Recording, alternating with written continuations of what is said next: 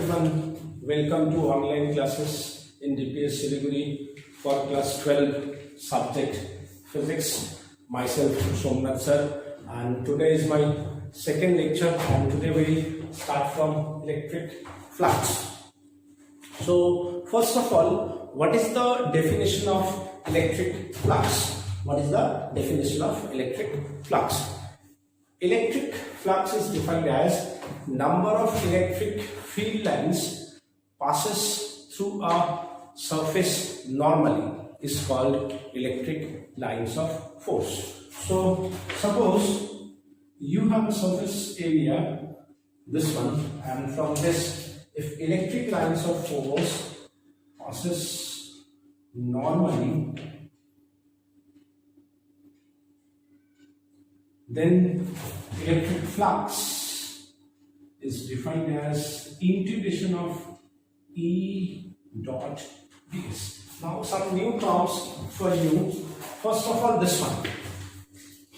This means integration of a closed surface. If you write ds, then it is a closed surface. If you write dl, then it is a closed loop. So that means this symbol means integration of closed things. Now if it is a surface, then you say closed surface. If it is a loop, then you say means dl length, then you can say it's a closed loop. Okay, now this sign indicate flux and this E for electric, and from this E dot ds you can understand it is a dot product. So first of all, electric flux is a dot product of two vectors, so it is a scalar quantity, and its SI unit is Newton per coulomb into meter square, that is Newton meter square per coulomb.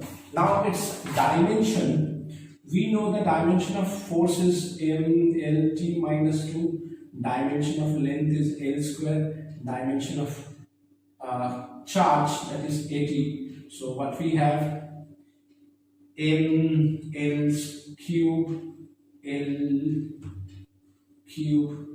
t minus 3 a minus 1. So this one is your dimension for electric flux. Now one more new term which is here, that is this one. This one is your surface area or area vector. Now what do you mean by area vector? See, area vector is always normal to the surface. Means here we consider surface as a vector, and it's a surface area as a vector, and it's always normal to the surface. Now if we consider this diamond, so how many surfaces you have? 1, 2, 3, 4, 5, 6. So for each surface, area vector is normal to the surface. For that one, this one is upward. For this one, it is downward. For this one, it is right side. This one is left side. This one is this, and this one is this. So from that, you can understand the area vector is always normal to the surface. With this, a very important note. If you find the flux, electric flux is positive, what do you mean by that? That means your electric field lines, the electric lines of force, they are away from they are moving out of the surface. Means their direction is out of the surface.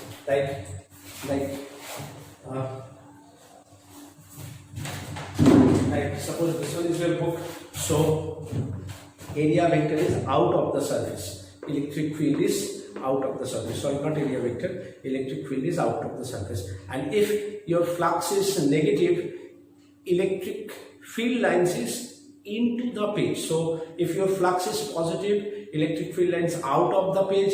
If your electric flux is negative, electric field into the page. So here what happened, the electric field and area vector, suppose this one is the area vector always normal to the surface, so they make an angle 0 degree theta is 0 degree, or if you make some angle, theta is less than 90 degree, so cos theta is positive, so your flux, electric flux is positive. Similarly, if your flux is negative, that means your electric field lines is into the pitch,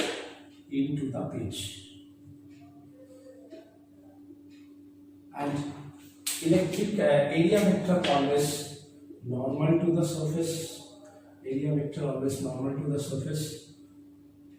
So now your angle is 180 degree, or you can say if you make some angle, so it is greater than 90 degree, cos theta is negative value, so flux is negative. So you understand, this one is very, very important. That means on the basis of your flux value, you can understand, or you can come to a point that your electric field is inward or outward. Now a very important question I want to give you, which is related to a concept. The question is that suppose Q charges here, and two surface is enclosed by this Q charge. This one is surface area A1, and this is the surface area A2, and it is given A2 greater than A1. It is given that A2 greater than A1. Two surface, one is a regular surface, another one is the irregular surface. Both are enclosed by the charged particle Q. What do you mean by enclosed? The charged particle within this surface. And it is also given A2 greater than A1. So which one is the right option? Option A, flux, let that flux is 1 and let this flux is 2. So flux 1 greater than flux 2. Option B, flux 1 less than flux 2. Option C, flux 1 equals to flux 2. So most of students, first if they see this, the area 2 is greater than area 1, so they can say sir, this one is the right answer. But no, this is not the right answer. The right answer is flux 1 is equals to flux 2. So I can give you the answer in two ways. The first one is, see, if we see that charged particle, and if electric lines of force moving outward like this, so then one thing you understand, if for both the surface the number of electric field lines is equal. And what is the definition of electric flux? Electric flux definition is number of electric field lines passing through a surface normally. So for both this phi 1 and phi 2, the number of electric field lines, if you want to count 1, 2, 3, 4, 5, 6, 7, 8, it will be same. So the answer is this one, equal. This is the first part. You can say in that way. But at the same time, you can say, sir, then you say the electric flux is integration of E dot ds. In that way, that one area is higher one and that one area is lower one. So then, as that one area is higher one, you can say the flux one is higher. But that is the wrong approach.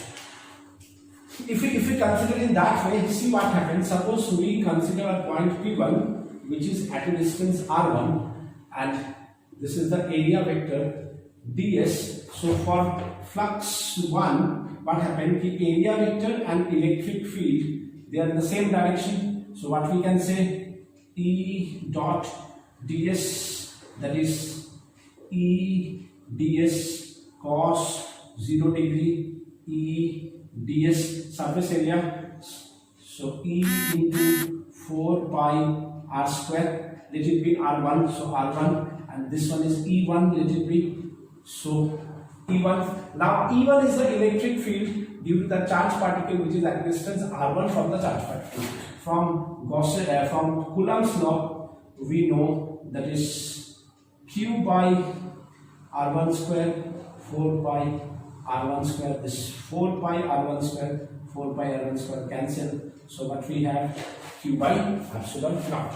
Now for the second one, if we consider the point P2 and let the area vector is this and this distance is r2. Now here what happened, you are imagining a common sphere, spherical shell, because some area are cancelled out, some areas cancelled out due to their angle. So after that we can get a common area, which will look like a spherical shape, which we can say imaginary sphere.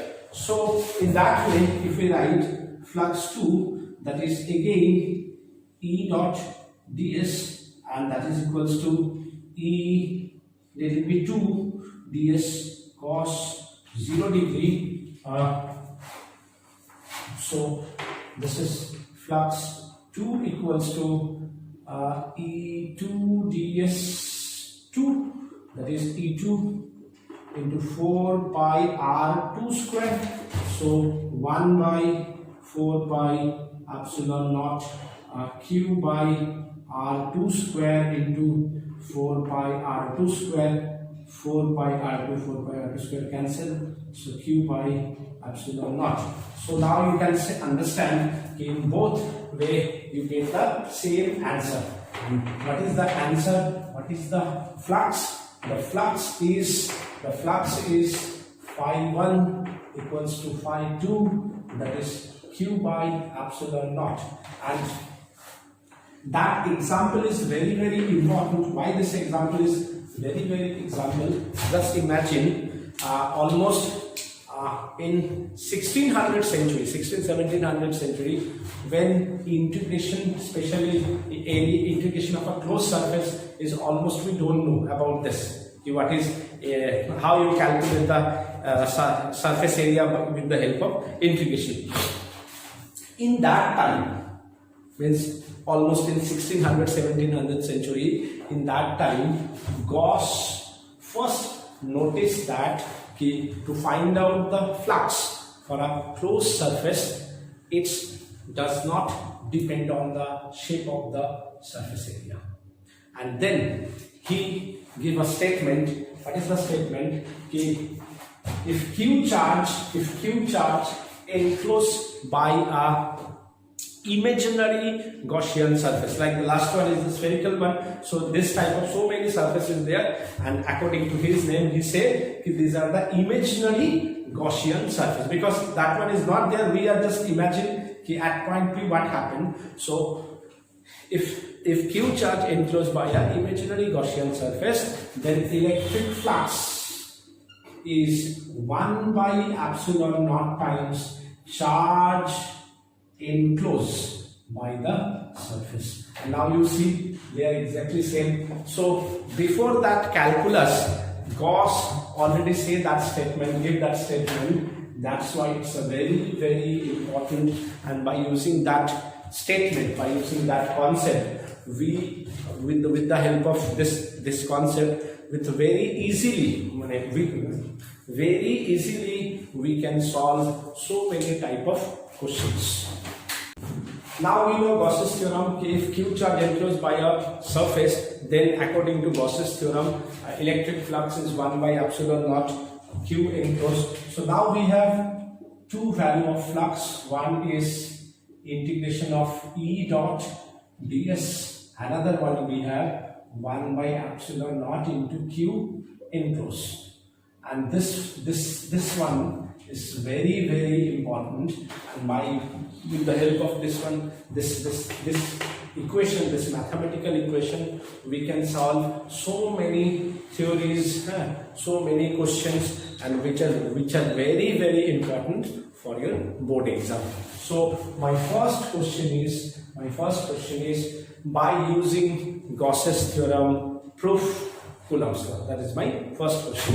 By using Gauss's theorem, proof Coulomb's law. So very important. See, for this we have a suppose charge particle Q at point P. We have to find out the electric field.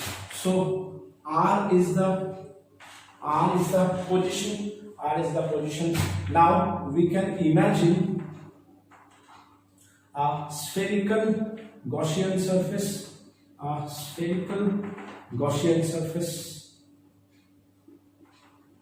We can imagine a spherical Gaussian surface. If Q is the charged particle, P is a point with a distance R, according to Coulomb's law, our electric field is 1 by 4 pi epsilon naught Q by R square. And now we have to prove it by using Gauss's theorem. So we know electric field for positive charge away from the charged particle or electric field lines is terminating out, and area vector normal to the surface. So now this makes an angle 0 degree. So what we can say, the electric flux is E dot ds, that is equals to that Gaussian surface. How much charge enclosed by this? Q. So 1 by epsilon naught. How much charge enclosed? Q. So this one is E ds cos 0 degree Q by epsilon naught E ds Q by epsilon naught E into ds Q by epsilon naught E into 4 pi r square Q by epsilon naught, which means E equals to Q by 4 pi epsilon naught r square. So we prove Gauss's theorem, and from that we can give one statement that electric field and position is inversely proportional. So how the graph is look like this. E is inversely proportional to Gauss. Now here we can say it's an imaginary Gaussian surface. So that means now the next question is, how many type of Gaussian surface in general can be possible? How many types of Gaussian surface in general can be possible? So let's see how many types of Gaussian surface possible. So number one, for point charge spherical Gaussian surface, that we already now know, spherical Gaussian surface for point charge. If we have line charge particle, that line charge particle we also know from the I think second or third class by Sujit sir, distribution of charge. So in that case you have cylindrical Gaussian surface. So you have one is the spherical, another one is the cylindrical. If you have square source, then you have cube. And if you have rectangle, then you have, cuboid type of Gaussian surface. So mostly you have this 4 type of Gaussian surface almost we use throughout this chapter and or throughout this topic, you can say. So now my next very important question, is that find electric field at point P, which is at a distance r from infinitely long line charge. Find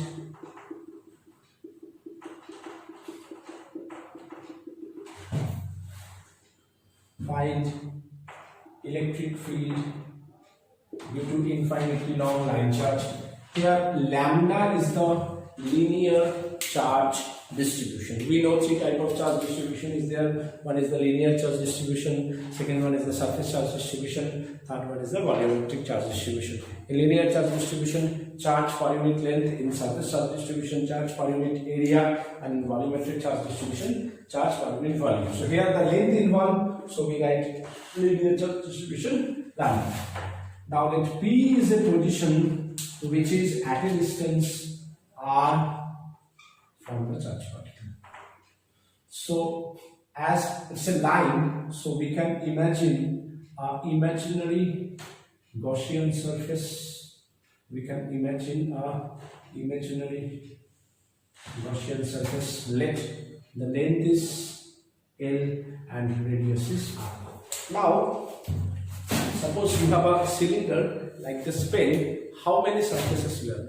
You have one curved surface, you have one right hand side surface, you have one left hand side surface. So for the right hand side, the area vector is in right side. For left hand side, the area vector is in left side. And for this curved surface, area vector is normal to the surface. And at the same time, if you consider a very thin line inside this, so electric field is normal to the surface, so it's always normal to this curved surface. So if you consider the electric field, this one is your electric field, this one is your electric field,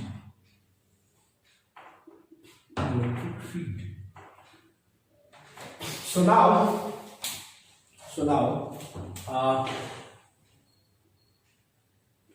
electric flux, we know that is integration of E dot ds is equals to, we can write left hand side, this one integration E dot ds, curve E dot ds, and right E dot ds. If you notice here, we remove that sign from here to here, because now if you consider the left side, if you consider the right side, and if you consider that curved one, so they are the three different form, so they are not a close. So we remove that one from here to here. Here it's a total closed, means enclosed surface, but here it's a not enclosed, it's a different. So we remove that circle sign. Now in the left hand side, if you see it properly, how much is the angle? 90 degree. Here how much is the angle? 0 degree. Here how much is the angle? 90 degree. So what we can write? We can write here ds cos 90 degree for the left part, E for the curved part, E ds cos 0 degree for the right part, E ds cos 90 degree. So for the left part, what we have? Left part is 0, right part, curved part E ds, for the left part is 0. So E ds. Now tell me, what is the surface area of the curved part? Circle 2 pi r into length. So that is, we can write E into 2 pi r l. That is the equation number 1. Now from Gauss's theorem, we know flux is the 1 by epsilon naught times charge enclosed. Now how much charge enclosed here? Q enclosed is lambda is the linear charge distribution into length is L. So what we write? Lambda L by epsilon naught. From equation 1 and 2, what we can say? E into 2 pi r L is lambda L by epsilon naught. E equals to lambda by 2 pi epsilon naught into r. So from this, what we can say? E is inversely proportional to r. If you want to draw a graph, E and R, how they look like? They look like a hyperbolic sign. Okay. So related to that, now we can try some numerical.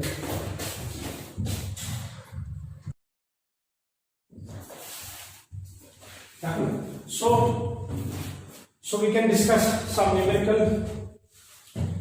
This one is your enclosed surface with which 3q charge is given outside the surface, 2q charge is given inside the surface, minus q charge is given inside the surface. S is the surface area, enclosed with the surface area S. The question is, what is the electric flux due to this configurations? So we have to find out the flux to this surface. So see, now it's a very easy portion. We have to find out the electric flux. So what is the definition of electric flux? 1 by epsilon naught time charge enclosed. So how much charge enclosed by this surface? 2q minus this. So from Gauss's theorem, 2q plus minus q by epsilon naught. So what is the answer? Q by epsilon naught. So you understand the question is so easy if you understand the concept. Now my next question is, that is also very very important. Two questions are here. Suppose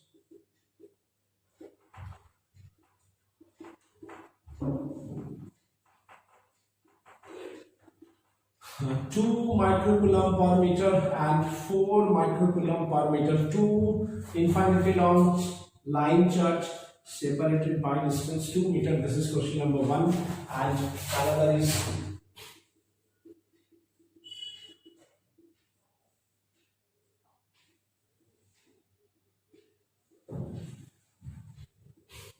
two microcoulomb per meter and minus 4 microcoulomb per meter separated by distance 2 meter.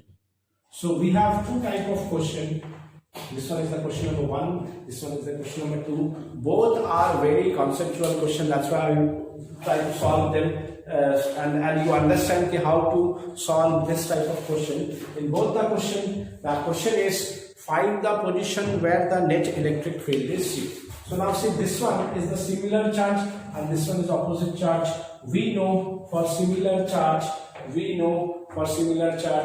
the position where the net electric field is 0, that's always in between. And as they are in opposite nature, so either in the left side or in the right side, the net electric field is 0, and it's choose, this is the trick, choose always towards the small strength. So for the first one, before we start, we consider that this is the first one and this is the second one. So let P is the point which is at a distance x from the first charge particle, 2 minus x from the second charge particle. For the first one, electric field is away. For the second one, electric field is away. So see, they are opposite directions. As you know the direction, if you calculate E1 is equals to E2, then you get the position. And we know for infinitely long line charge, just we solve this one, the lambda by 2 pi epsilon naught r. So what we have,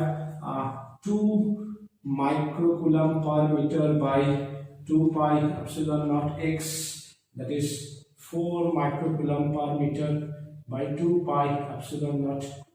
2 minus x, this one cancel, 2 this cancel, 2 minus x is 2x, 2 equals to 3x, x equals to 2 by 3 meter. So this is the first one, and in the second one, choose the position where towards the small strength. Let x is the position, this one is 1, this one is 2, so 2 plus x. So electric field of 1 is equals to electric field of 2. So for the first one, 1, it is moving away, and for minus 1 it is moving towards. So we can say both are equal. So 2 microcoulomb per meter, 2 pi epsilon naught, 2 pi epsilon naught x, 4 microcoulomb per meter, 2 pi epsilon naught, 2 plus x. So this cancel, 2, this cancel, 2 plus x is 2x, 2 equals to x, so x is 2 meters. So you understand, it's a very very easy. So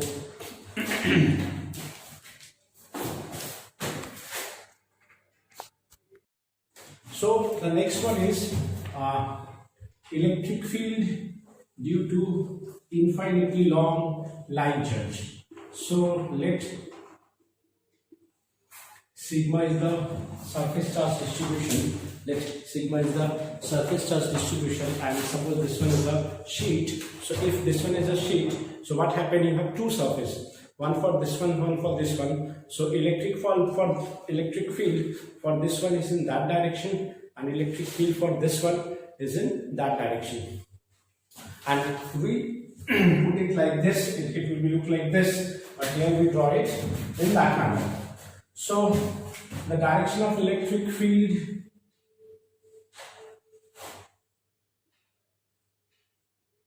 this one is the direction of electric field, and here we suppose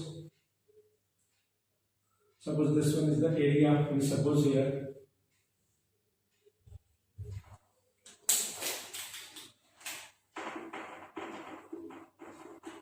let the area of that supposed portion is A. So from that area we can suppose a cylinder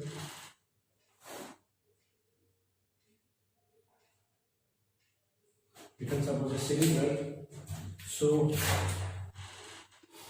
how many surface you have? Again 3 surface, curved surface, and this one is the left hand side surface, and this one is the electric field. So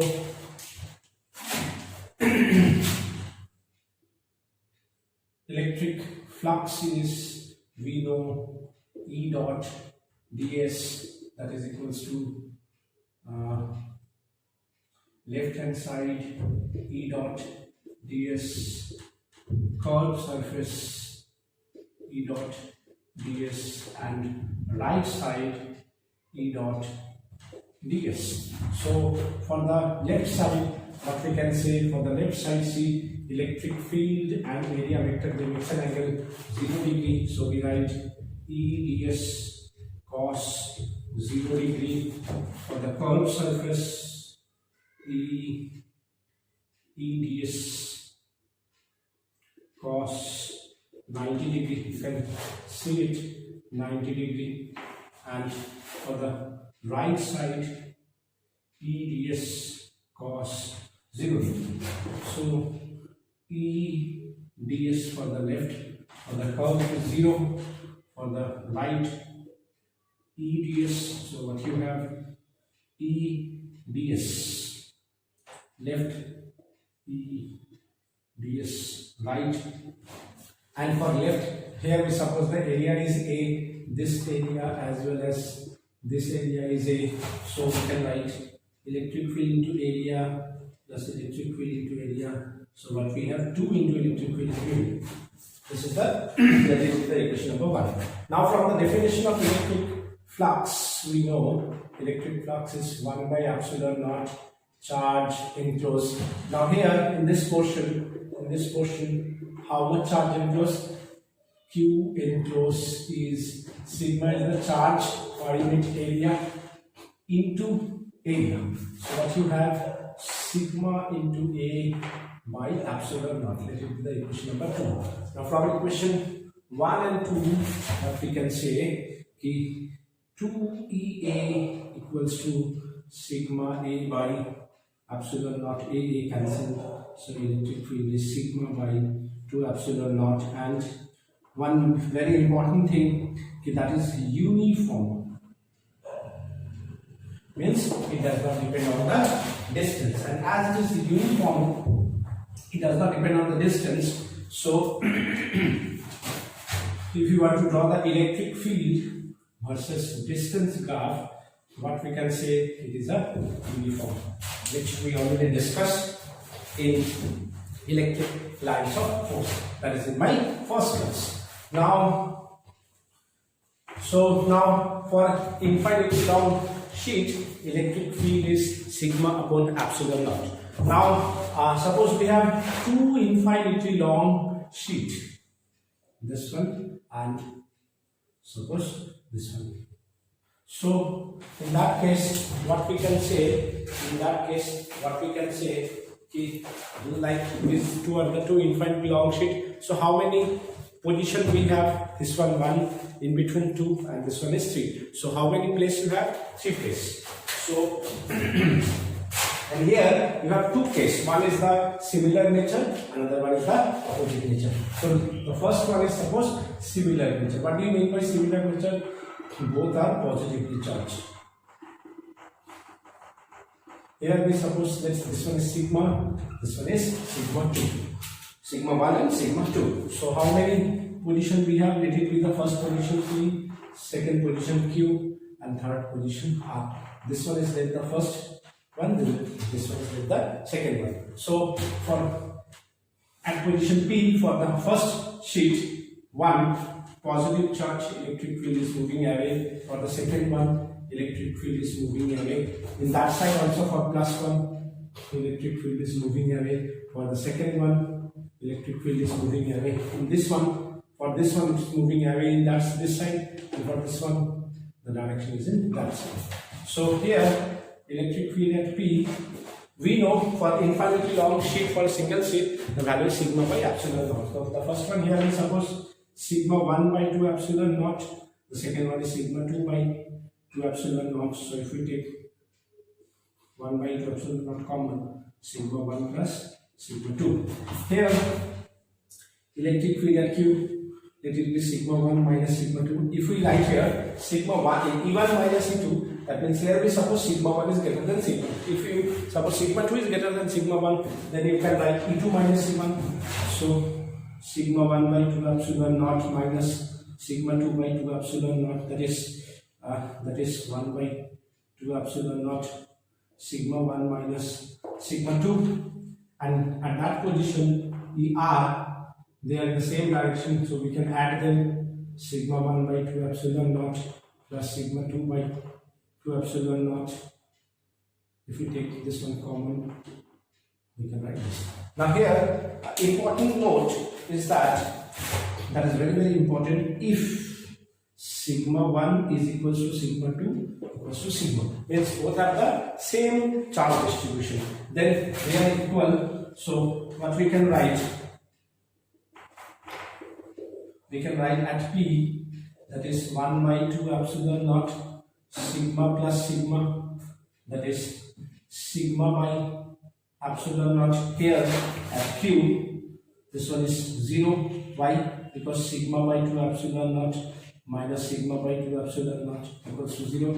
And here, that is sigma by 2 epsilon naught plus sigma by 2 epsilon naught equals to sigma by epsilon naught. Now, if you notice one thing, if they are similar charge, means both are positive or both are negative, then in between no electric field lines is there, and outside if they are positive, so both are away. If they are negative, both are towards. This is the case 1. Now to case 2, if we move on to case 2, and here we suppose one is positive, another one is negative. That means now we are supposing opposite nature. One is negative and another one is positive.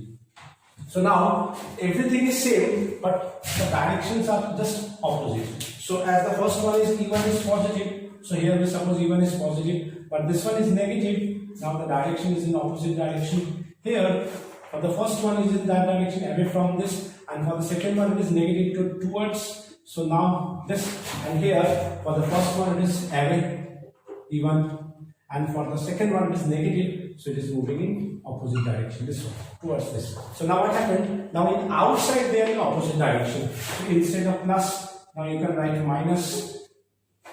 And here instead of minus, now you can write plus. Here again opposite, so minus. Now again if this one is equal, so then this is minus, so this one is 0.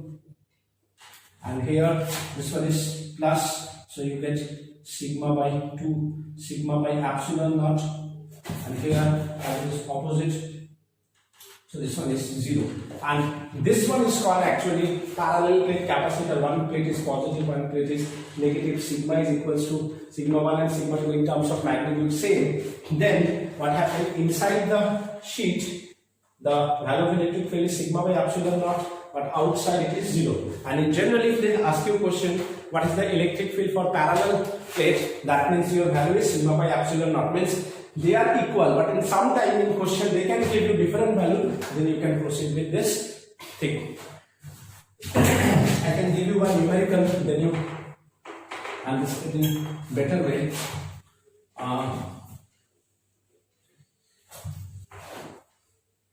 Suppose this is a 3-dimensional plane, this one is a 3-dimensional plane. This is I, J, I, K, and let it be J.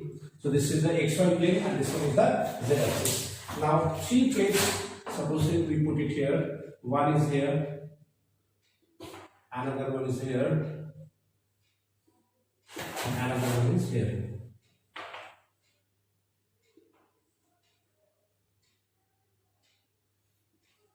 So in terms of position, this is origin. This one is suppose 0, 0, 2a, and this one is 0, 0 minus a. This one is suppose 2 sigma, this one is minus sigma, this one is minus 2 sigma. P is the point where find out electric field. And believe me, this one is a IIT question. I don't know exactly, I don't remember the exactly date, year in which they asked this question, but now they can ask you in board exam also this type of question. And what is the question? Find the electric field at point P. So see, now it's a very simple. Let it be the first plate, let it be the second plate, let it be the third plate. And we know from the properties of electric field, if you have positive charge, it is moving away, and if you have negative charge, it is moving towards. The first one is the positively charged, so it is moving away.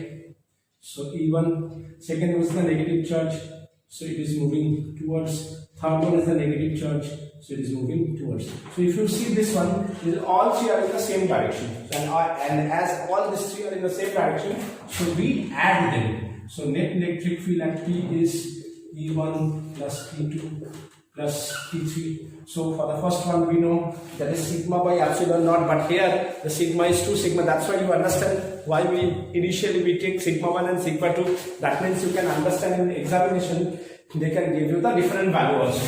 So like this 2 sigma by 2 epsilon naught, this one is sigma by 2 epsilon naught. Again you have a confusion. Sir, here you write minus. Why you put here positive? Because we already show the direction. When you show the direction, we just taking the magnitude. For this one is also 2 sigma by 2 epsilon naught. Same thing. We take we choose the magnitude, that is 2 sigma. For negative side, we already show the direction. So what we have, 5 sigma by 2 epsilon naught. But electric field is a vector quantity, and where is the direction? Direction is downward. So we write minus k. So that is your answer, electric field at point P. So hope you understand it and hope you enjoy it. That was the overall. This one is my second lecture. So in this lecture we go through with that electric flux, then Gauss's theorem, then proof of Coulomb's law by using Gauss's theorem, then infinitely long sheet, and then infinitely long line charge, then infinitely long sheet, and then parallel plate. These all are within the that is here in second class, and that is the up to this is your second class. So bye bye and have a nice day. Thank you.